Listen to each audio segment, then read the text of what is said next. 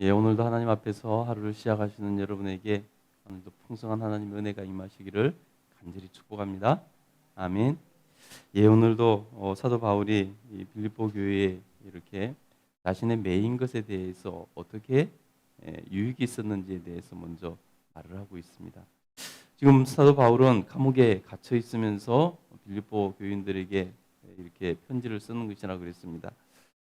그것을 안타까워하고 또 그것 때문에 어, 걱정하는 이들이 많이 있었을 것입니다. 기도하는 이들이 많이 있었을 텐데 그들에게 자기가 매인 것도 유익이다라고 말을 하면서 이렇게 말을 하는 것입니다. 우리 12절부터 한번 읽겠습니다. 시작. 형제들아, 내가 당한 일이 도리어 복음 전파에 진전이 된 줄을 너희가 알기를 원하노라. 이러므로 나의 매임이 그리스도 안에서 모든 시위대의 안과 그 밖에 모든 사람에게 나타났으니 형제 중 다수가 나의 매임으로 말미암아 주 안에서 신뢰함으로 겁없이 하나님의 말씀을 더욱 담대히 전하게 되었느니라. 아멘. 예, 자기가 이렇게 매인 것이 구속되어 있는 것이 복음에 오히려 진전이 되었다라고 사도 바울은 고백합니다. 여러분, 우리가 복음을 전하다가 구속된 그래서 옥에 갇힌 사람이 뭐가 그렇게 복음의 진전이 있을 수 있겠습니까? 자유롭게 다니면서 이렇게 복음을 전할 때보다 이렇게 또 어떻게 무슨 진전이 있겠습니까? 근데 사도 바울은 지금 복음의 진전이 있다고 말합니다. 왜 그럴까요? 그 뒤를 보니까 13절에 보니까 자기의 매임이 그리스도 안에서 모든 시위대 안과 그 밖에 모든 사람에게 나타났다라고 말합니다. 이 말은 무슨 말이냐면요. 사도 바울이 그 옥에 갇혀 있으면서 옥에 관계되는 모든 사람들에게 복음을 전했다는 것입니다. 그래서 옥에 갇혀 있는 거기 안에 있는 죄수들뿐만 아니라 그 지키는 간수들 또 그 간부들 또 자기를 재판하는 그 행정 관료들 그 모든 사람들에게 복음을 전했다는 것입니다. 여러분 사도 바울이 로마로 끌려가기 전에 예루살렘에서 붙잡혔잖아요. 예루살렘에서 붙잡혀 있으면서 거기서도 왕에게 이렇게 왕에게까지 복음을 전하지 않습니까? 이렇게 사도 바울은 때를 어떤지 못 얻든지 형편이 어떤 상황이든지 그곳에서 복음을 전했다는 것입니다. 자기가 잡혀 들어오지 않았다면은 그 간수나 제수들이나 혹은 그 관료들에게 복음 전할 일이 없었을 텐데 자기가 그곳에 붙들려 왔기 때문에 그들에게까지 영향력 있는 그 사람들에게까지 복음을 전하게 됐다. 그러니 이것이 복음의 진전이다라고 이렇게 말하고 있다는 것입니다. 여러분 우리가 복음 전하는 것이 쉬운 일이 아닌 것은 압니다. 여러분 그러나 옥에 갇혀 있는 사람도 복음을 전했다면은 우리는 마땅히 자유롭게 복음을 전할 수 있는 시대에 살아가면서 예수님을 믿는 것 때문에 핍박을 당하고 우리 동포들 북한에 있는 우리 동포들은 예수님 믿는 것이 발각되면은 그 앞에서 죽임 당하든지 큰 고문을 당하고 아버지 탄광 같은데 그 정치범 수용소에 갇혀서 어떻게 잘못하면 학대를 받으면서 평생을 못 나올 수도 있는 온 집안이 그냥 쑥대밭이 되는 그런 상황인 것을 알면서도 목숨 걸고 지금도 신앙생활하고 있는 북한의 지하교회 성도들도 있다는 것입니다.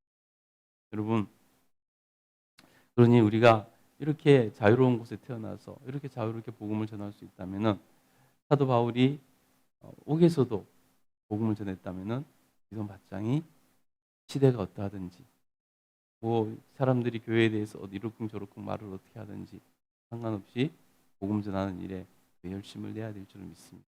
그래서 우리도 하나님 앞에서 정말 이 시대에 빛과 등불이 되어서 꺼져가는 그 정말 모든 곳에 복음을 전하며 그곳에 빛과 소금의 역할을 감당할 수 있는 저와 여러분 되기를 간절히 소원합니다. 그러면서 이것이 한 가지 복음이 자기가 붙잡혀서 진전이라고 말을 합니다. 또 한 가지는 뭐냐면 바로 자신의 매인 것으로 말미암아 자신의 형제들이 더욱더 열심히 겁 없이 하나님 말씀을 더욱 담대하게 전하게 되었다는 것입니다. 여러분, 사도 바울은 복음을 전하다가, 우리 형제 사도 바울은 복음을 전하다가 저렇게 옥에 갇히기까지 하고 저렇게 고생을 하는데, 나도 따라서 복음을 전해야 되지 않을까? 나도 똑같은 동시대에 살아가는 사람으로서, 나도 복음을 받고 구원받은 사람으로서 어찌 사도 바울만 복음을 전하다가 옥에 갇히게 되는 것이 옳은가? 나도 옥에 갇히더라도 함께 복음 전하는 일에 동참해야 되겠다는 형제들이 용기를 내서 겁없이 복음을 전하게 되었다는 것입니다. 그러니 복음의 진전이라는 것입니다. 자기 혼자 하는 것이 아니라 동역자들이 함께 목숨 걸고 겁없이 복음을 전하니 얼마나 그것이 큰 일인가라고 말을 하는 것입니다. 여러분, 우리나라 군대가 베트남에 갔을 때 무서웠다고 말을 하지 않습니까? 왜냐하면 전쟁을 하다 보면 동료가 총에 맞아서 죽어가는 모습을 보면은 우리나라 군인들은 이게 눈이 돌아갔다 그럽니다.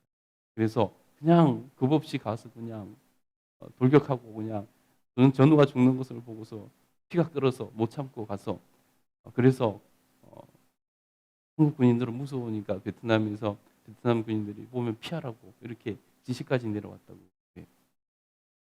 바로 그랬듯이 전우가 쓰러지는 것을 보고 눈이 돌아서 그냥 총탄이 휘팔치는데도 불구하고 전진하고 가서 싸우는 그런 것처럼 그런 효과가 일어났다는 것이죠. 그래서 자신이 옥에 갇힌 것이 이런 복음의 진전이 있었다라고 이렇게 말을 합니다. 또 하나는 뭐냐면은 바로 이 자신을 탐탁하게 여기지 않았던 다른 사람들이 자기 때문에 더 열심히 복음을 전하게 되었다는 것입니다. 우리 한번 볼까요?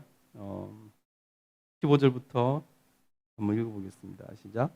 어떤 이들은 투기와 분쟁으로, 어떤 이들은 착한 뜻으로 그리스도를 전파하나니 이는 내가 복음을 변증하기 위하여 세우심을 받은 줄 알고 사랑으로 하나 그들은 나의 매임에 괴로움을 더하게 할 줄로 생각하여 순수하지 못하게 다툼으로 그리스도를 전파하느니라. 아멘. 예, 어떤 이들은 아까 말했던 것이 이렇게 착하고 순수한 마음으로 사도 바울의 동료들이 되어서 이렇게 복음을 겁없이 전했다는 것입니다. 반면에 어떤 이들은 이렇게 투기함과 분쟁함으로 복음을 전했다는 것입니다. 그래서 사도 바울이 옥에 갇혀 있는 동안에 자기들이 그렇게 하면 사도 바울이 괴로워할 것이다, 마음이 힘들 것이다라고 생각하고 전했다는 것입니다. 이 말이 무슨 말이냐면요,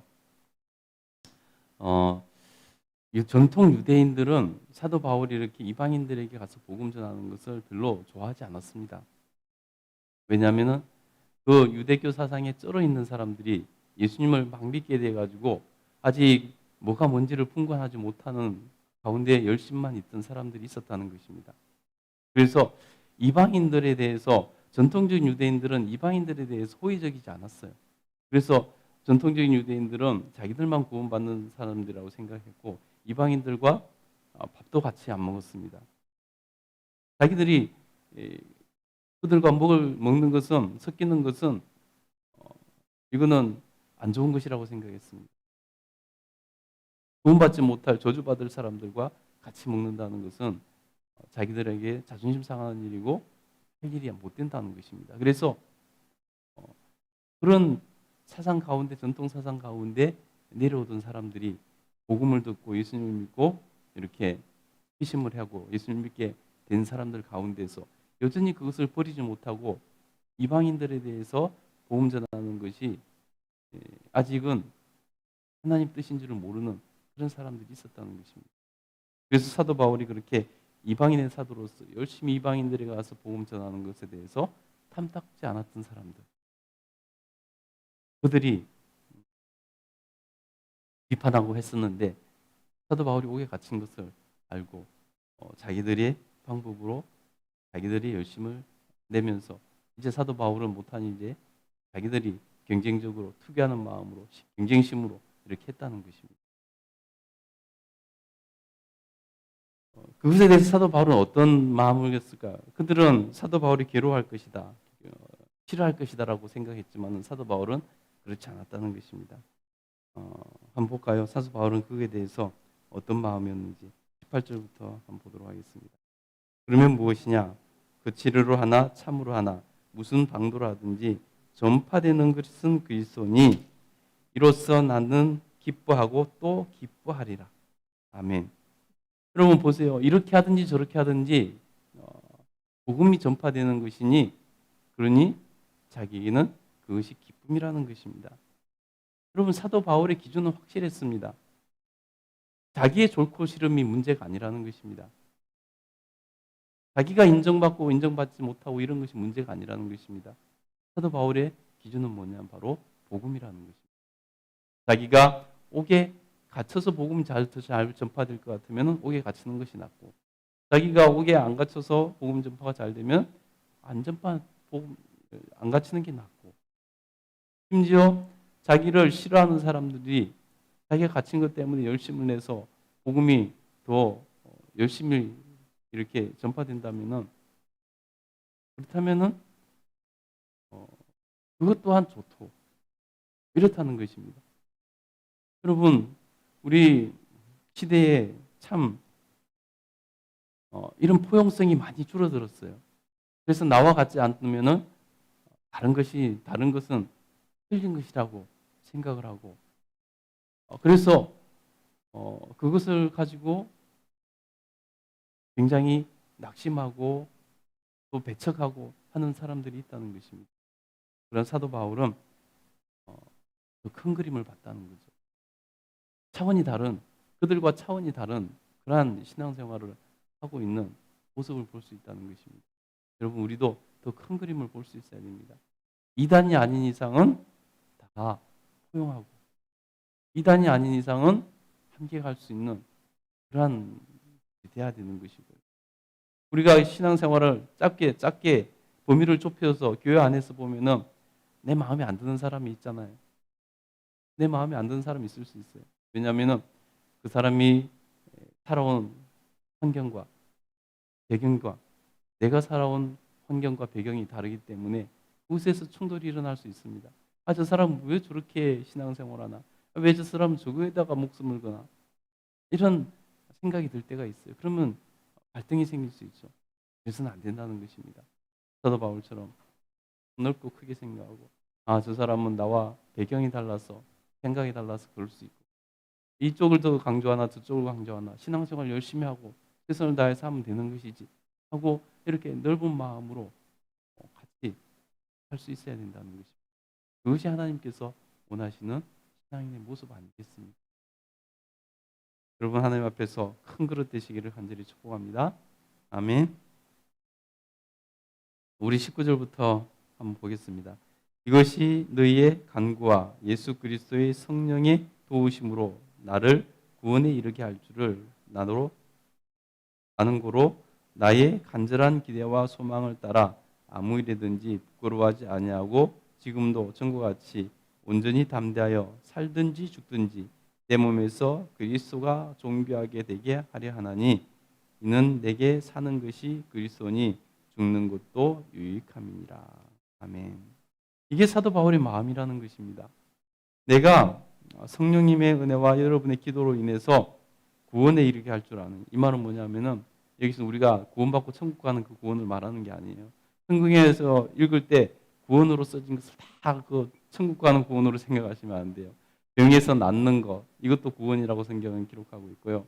오늘 사도 바울이 옥에 갇혀 있으니까 옥에서 갇힌 곳에서 노임 받는 것, 지금 그것을 구원으로 지금 말하고 있는 거예요.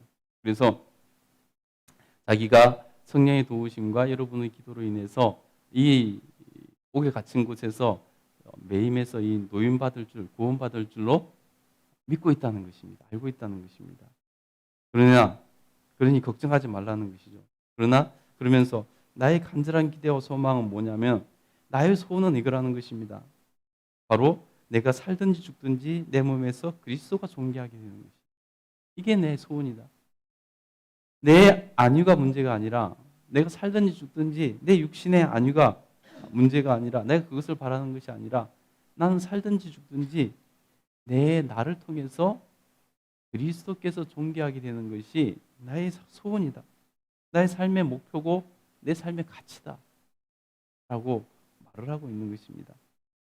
그래서 이는 내가 사는 것이 내게 사는 것이 그리스도니 죽는 것도 유익합니다. 내 안에 그리스도께서 사시니 내가 죽는 것도 그리스도를 위해서 죽는다면 유익한 것이라고 하는 것입니다. 여러분, 이 사도 바울의 신앙 고백이 저와 여러분이 고백이 되면 참 좋겠습니다.